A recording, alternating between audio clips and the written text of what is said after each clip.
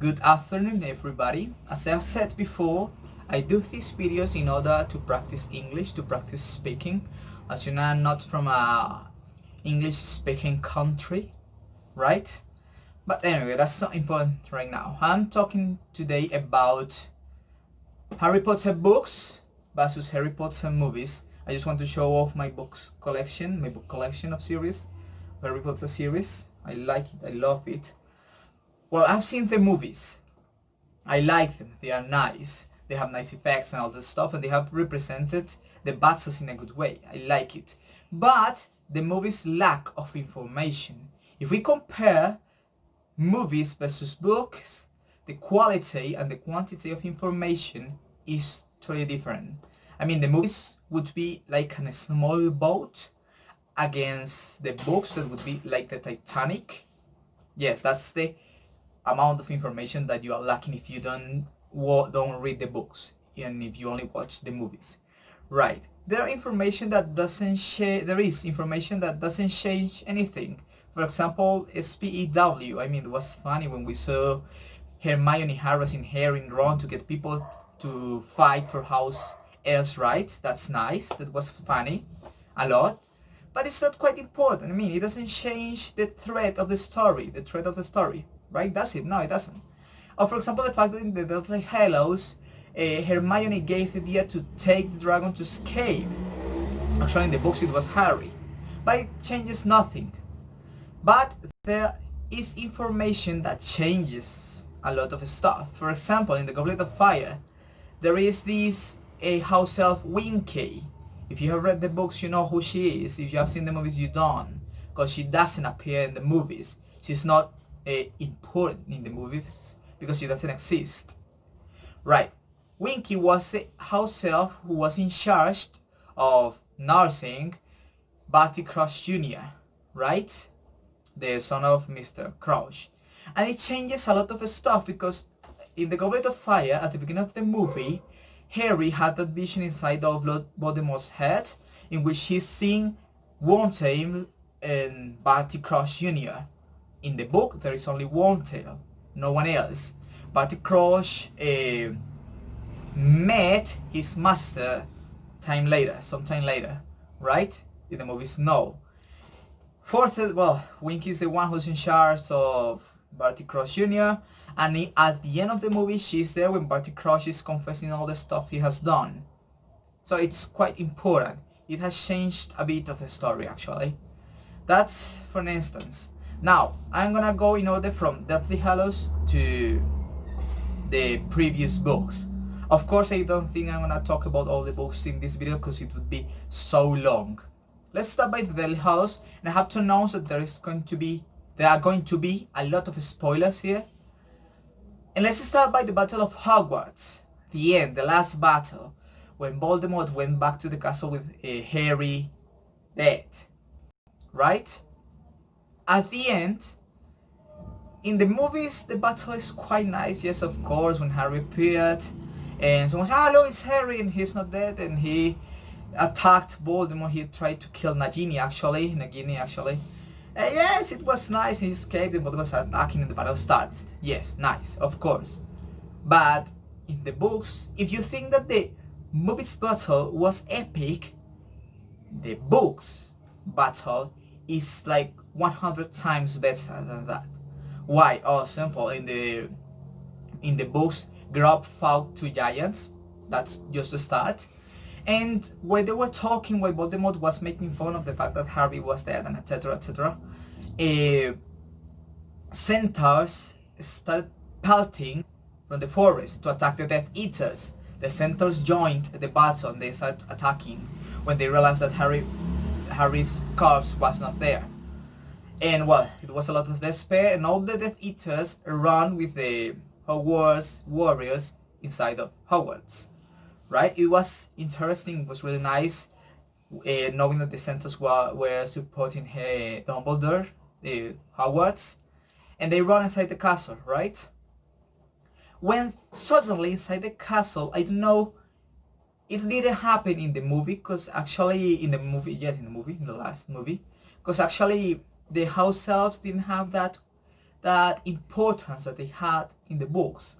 Actually, when they were bustling inside Hogwarts, the doors, the kitchen doors opened, and Kreacher with Winky and a lot of house elves, the house elves from the kitchens of Hogwarts, appeared, and Kreacher screamed, "Let's battle for my master and for Regulus Actus Black! Oh my god!"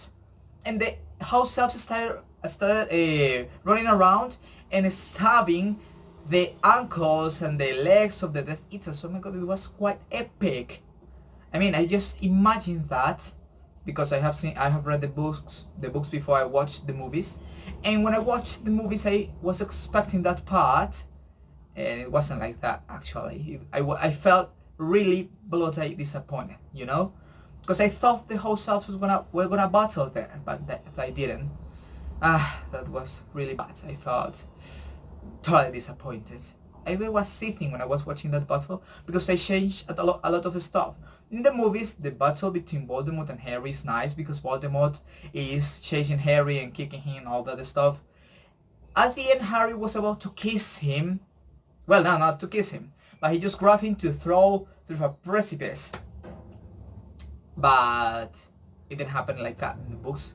In the books, Harry faced Voldemort in front of all people inside Hogwarts, even Death Eaters, after Molly killed Bellatrix.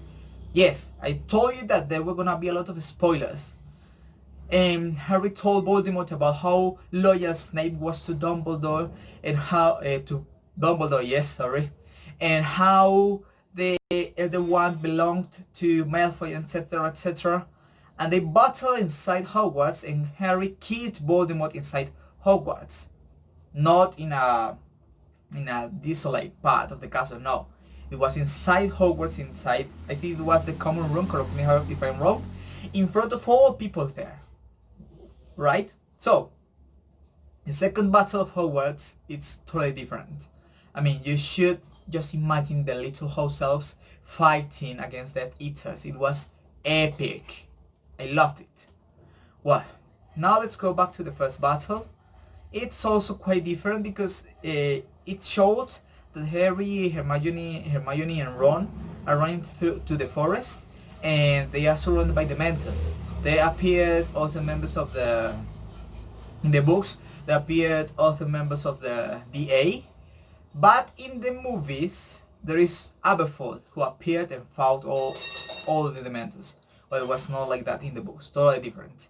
Right, now, during the Deathly Hallows 1 and Deathly Hallows 2 movies, there was like some tension, some love tension between Harry and Hermione. Even when Ron left them, when Ron abandoned them, they danced. It didn't happen like that in the books. They never danced. They barely talked while Ron was away. I mean, Hermione was like angry. She was sitting with Harry. Unfair, I know, but they didn't even talk. They started talking before they visited Godric's Hollow. They talked during that time. Then Harry's wand is broken. Then they escape to another place. And after that, they have met with Ron again when they have found the Gryffindor sword and all that stuff. It's totally different. I mean, they didn't even have time to dance. They never dance. That's why people shipped Hermione and Harry. But let me tell you that in the books it's not like that. Hermione and Harry will never be together because Harry and Hermione always pointed that they were only friends. They plainly pointed that. A lot of times. Lots of times. The vision that Ron had when they were kissing, that even in the movies they were quite naked. I think they were naked. Kissing each other. Well, yes, that vision appeared. Disturbing for Ron, of course, but it was totally different in the books. Now, if we come to the sixth book, the Half-Blood Prince, a big spoiler here too for the ones who haven't seen the movies nor read the books. When Dumbledore is killed, there is a scene that I think that everybody cried there, because Dumbledore arrived with Harry to the tower, to the astronomy tower, and they were there. They arrived and Dumbledore told Harry, "Hey, go and fetch Snape." Harry said, "No, I want to fetch Madame Pomfrey." And Dumbledore said, "No, you nincompoop boy, go and fetch Snape. He's the one who knows." Well, okay, it didn't happen like that. You're joking. So Harry covered himself in the books with invisibility cloak. In the movies, it didn't happen like that. He just went down. Then when Harry was in the books with invisibility cloak, he was about to go out, and then Malfoy appeared. Dumbledore used his only second to pin Harry to the wall in order to avoid him move.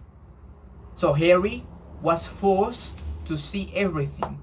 In the movies, Harry was just below watching, right? And Malfoy started talking with Dumbledore, having a nice chat about having a coffee and other stuff after that battle. Okay, no, not like that, just joking. And suddenly the Death Eaters arrived, right?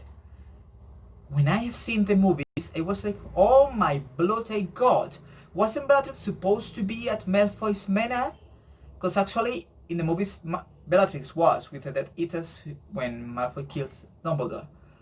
In the books, no, she wasn't even in the battle. She was not battling there. And well, everything happened, they killed Dumbledore, etc, etc. The Half-Blood Prince is a good movie. I like it. But they have omitted a bloody important part, that was that battle there. I mean, Harry started running after the Death Eaters, and we arrived to the below the stairs. When he went down the stairs, he found out that they were battling. Even he stepped in a course. He tried a course, and he realized that everybody was battling there. It didn't happen in the books. As good as I remember, it didn't happen in the books. Sorry, in the movies. In the books it happens. Oh my god. Sorry. I'm confused. I was confused. In the movie it didn't happen. Even at the end, Bellatrix was just walking around like a queen.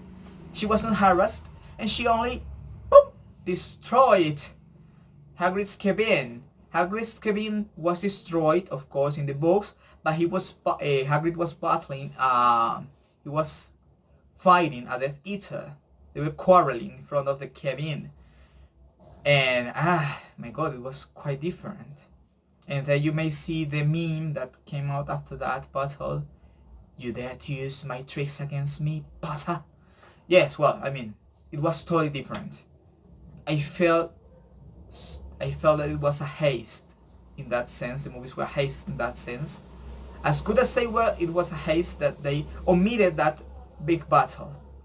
Well, I think that's all for today. I'm gonna talk about other differences between books and movies in another video, because this one is being quite long and I don't like quite long videos.